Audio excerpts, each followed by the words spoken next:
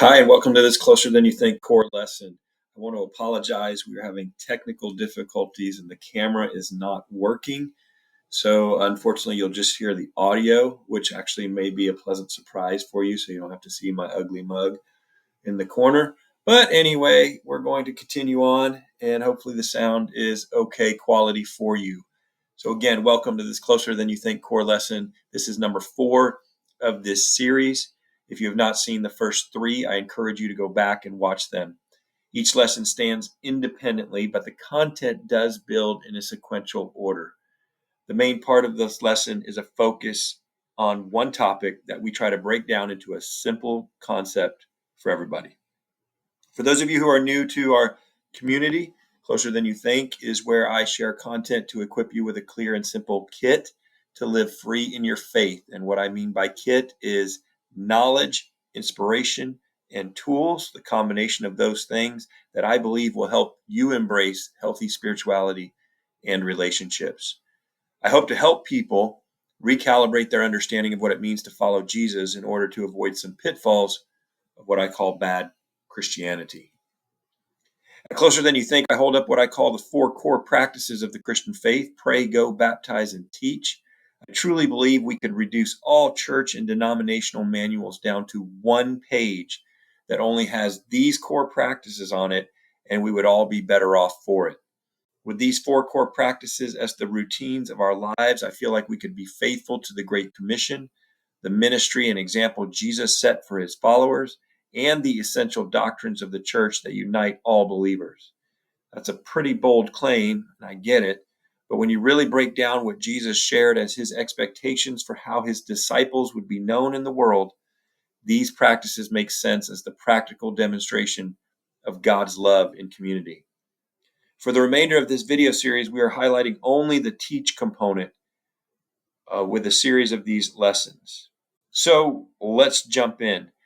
The title of today's lesson is The 4 F's of the New Testament.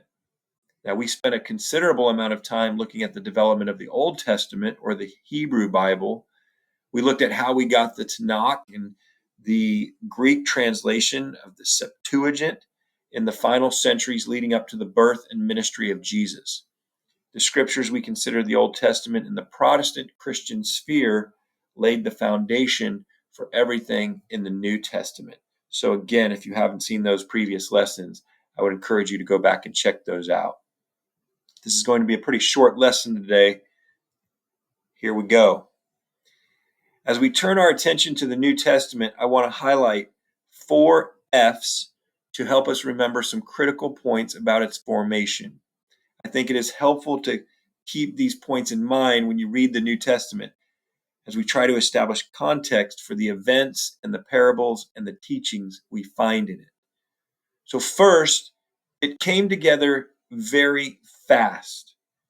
While the Old Testament was developed over 1,000 years, as we talked about, the New Testament writings were written, compiled, shared, and produced in less than 100 years. And while there would be councils that would later affirm what texts are considered canon, which means official or approved, they essentially confirmed what had already become the consensus among regular people and churches very quickly. Contrary to what I once thought for a long time, no committee officially decided what went into the New Testament up front. The councils that met later ratified what had already been organically accepted by churches all over for centuries. Persecution of Christians actually spurred this process on. One way that opponents in power of Christianity, opponents of Christianity that were in power would try to stamp it out, is by burning writings they found.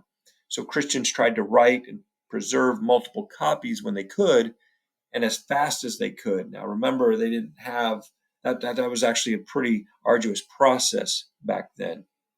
In terms of compiling well-known, well-respected, and agreed-upon sacred scriptures, this was a remarkably fast process.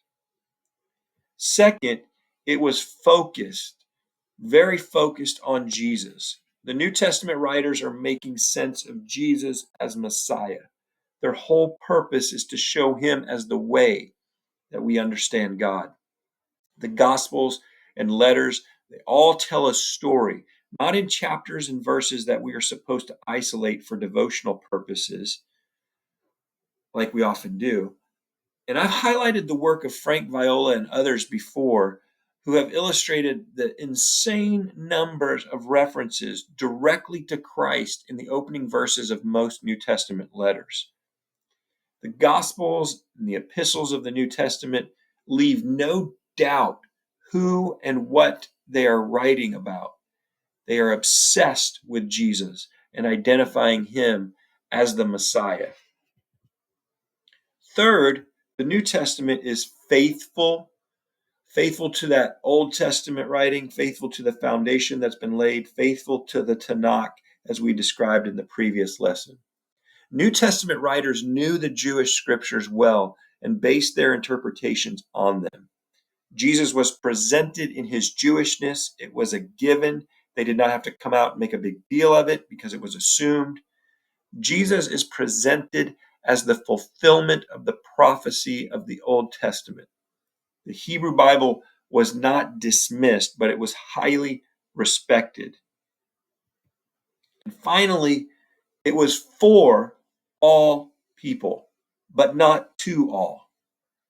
The New Testament Gospels and letters were not written to us.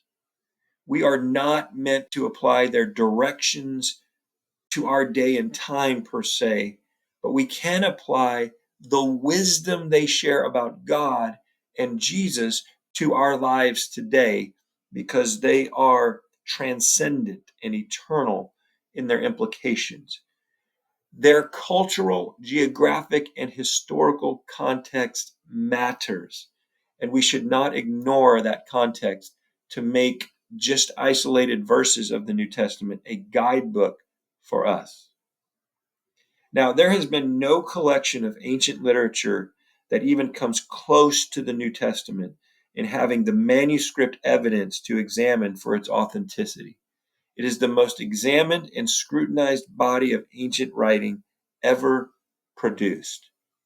So the 4 F's, fast, focused, faithful, and for all, are what you can remember about the New Testament. So remember, things are happening quickly in the first century. Everything changed when this Rabbi Jesus came on the scene. Once people started teaching that he was the Christ or the chosen one, the anointed one, the Messiah, people spread this belief. People were killed for this belief. The letters and later gospels that make up the New Testament we have today were written in response to this man, Jesus, and his authority in teaching and fulfilling the Tanakh. Everything revolves around him. The Gospels, Paul, Peter, James, all of them are making sense of Jesus in light of the Tanakh and the teachings we have in those scrolls. They are doing theology work right before our eyes. They are taking the BS that we talked about, the biblical studies component we discussed in the first lesson, the language, the history, the context, the culture, and they are guided by the Holy Spirit into the other part of interpreting and applying it for their present and future lives. And that is what theology is. That is the negotiation they are doing with the scriptures and the text. That's what theology work is. Another thing to emphasize is that a group of writings rose to the top of circulation and of use, and they rose in status to become the quote unquote scriptures. Again, this happened incredibly fast, considering there was no technology or mass media or social media like we have today. There are others, though, as I have mentioned before, who have more books in their Bible. For example, the Catholic Bible includes Jewish writings from that important pre-Jesus period, that post-exilic period that we've talked about before, that were available for a long time. They were available for centuries, but it wasn't until 1546 that the Pope declared them as a sacred part of the Bible. And that was actually in the midst of the political controversies with the Reformation. Now, a quick note about translations. This is what you need to remember. All translations are interpretations. Okay? There's no perfect one.